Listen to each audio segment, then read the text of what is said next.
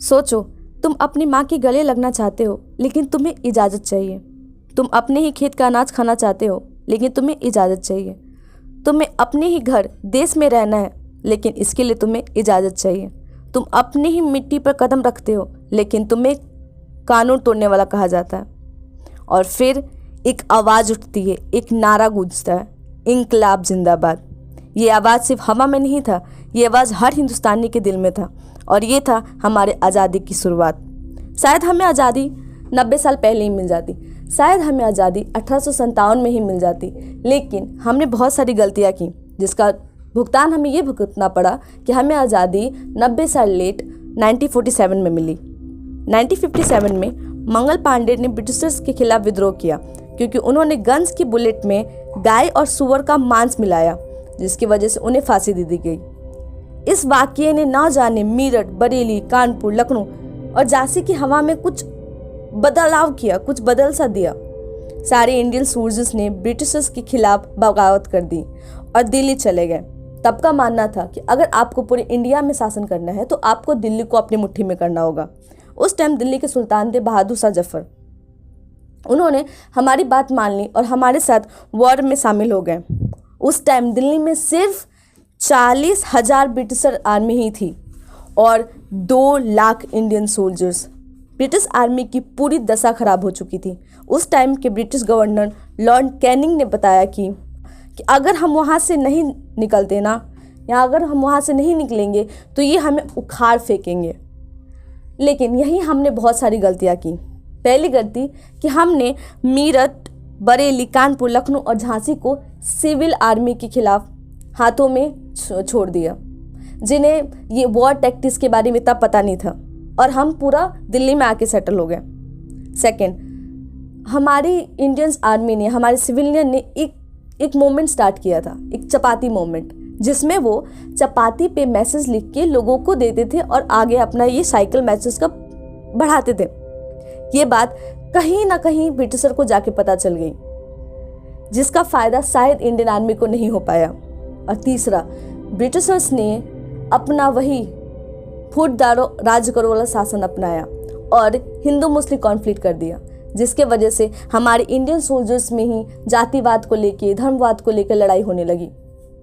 लेकिन ना जाने कितने युद्धों के बाद, कितने प्रयासों के बाद हमें स्वतंत्रता तो मिली, हमें आज़ादी तो मिली। 15 अगस्त 1947 को जाके हमें आज़ादी मिली। 15 अगस्त 1947 एक तारीख जिसे हर हिंदुस्तानी अपने रूह में महसूस करता है। पर इस आज़ादी की कहानी सिर्फ खुशी की नहीं, ये खून, आंसू और कुर्बानी की कहानी है। और इस कहानी का दूसरा चेहरा था पार्टीशन। 15 अगस्त 1947 को एक ट्रेन लाहौर से लुधियाना आई और उसमें लाशें पड़ी हुई थी, खून से सनी लाशें थीं, और उसके पीछे लिखा था नेहरू और पटेल को आज़ादी का तोहफा।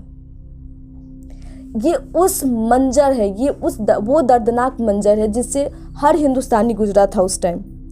अचानक 1940 में जो लोग भारत छोड़ो आंदोलन में थे वो एक नया नारा ले आए कि हमें पार्टीशन चाहिए, हमें नया देश चाहिए। और इसके पीछे सबसे बड़ा हाथ था मुस्लिम लीडर मोहम्मद अली जिन्ना, जिन्होंने लोगों को उकसाया और बोला कि हम हिंदू सल्तनत यानी हिंदू राष्ट्रीय, हिंदू के अंदर काम नहीं करेंगे, अंदर नहीं रहेंगे, उनके ऑर्डर्स नहीं मानेंगे। उसके 10 महीने बाद 24 मार्च 1947 को माउंटबेटन ने ये डिसाइड कर लिया कि हम इंडिया को आज़ादी दे देंगे। तभी मोहम्मद अली जिन्ना ने उनके सामने जाके ये प्रस्ताव रखा कि हमें एक नया राज्य चाहिए, एक नया देश चाहिए, और माउंटबेटन इस बात को लेकर अग्री हो गए। और बहुत सारे बैठकें हुई जिसमें नेहरू जी, पटेल जी और महात्मा गांधी को मनाने की कोशिश किया गया। लेकिन शायद अंत में जाके नेहरू जी, पटेल जी मान गए कि हाँ, हम पार्टीशन करेंगे, क्योंकि इसको लेके बहुत सारे दंगे फसाद हो रहे थे, लोगों की जानें जा रही थी, और पार्टीशन हुआ। लेकिन अब ये प्रॉब्लम था कि पार्टीशन होगा कहाँ से, बॉर्डर्स कहाँ से खींचे जाएंगे, क्या होगा, पाकिस्तान की तरफ कौन कौन से साइड जाएंगे और कहाँ से पार्टीशन होगा। तो इस प्रॉब्लम का सॉल्यूशन माउंटबेटन ने ये दिया कि उन्होंने एक ब्रिटिश लॉयर को बुलाया और कहा कि तुम पार्टीशन करो, और उस ब्रिटिश लॉयर ने क्या किया, बस हमारे मैप पे एक लाइन खींच दिया। उस ब्रिटिश लॉयर को ना हमारी ज्योग्राफी पता है, ना हमारी कल्चर पता है, ना हमारी कुछ नहीं पता है, बस उन्होंने क्या किया, एक मैप पे एक लाइन खींच दिया। अब उससे प्रॉब्लम ये हो गया कि हमारे देश के नागरिकों को ये पता ही नहीं है कि किधर का पार्टीशन पाकिस्तान की तरफ गया है, कहाँ का राज्य हिंदुस्तान की तरफ गया है। तो जब ये मैप ऑफिशियली सभा में प्रस्तुत किया गया तो वहाँ पे ये पता चला कि 1.5 करोड़ से ज़्यादा लोग हिंदुस्तान में हैं जो पाकिस्तान जाना चाहते हैं, और 1.5 करोड़ से ज़्यादा लोग पाकिस्तान में हैं जो हिंदुस्तान आना चाहते हैं।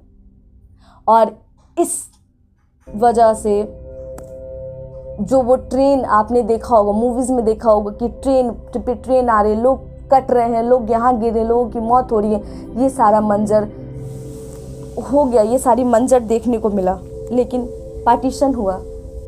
आज भी बहुत लोग हैं जो पार्टीशन को गलत मानते हैं, और आज भी बहुत लोग हैं जो पार्टीशन को सही मानते हैं। आप क्या मानते हो? आपकी क्या राय है? आप कमेंट पे बताओ, क्या पार्टीशन सही था, क्या पार्टीशन गलत था? और हाँ, हैप्पी इंडिपेंडेंस डे।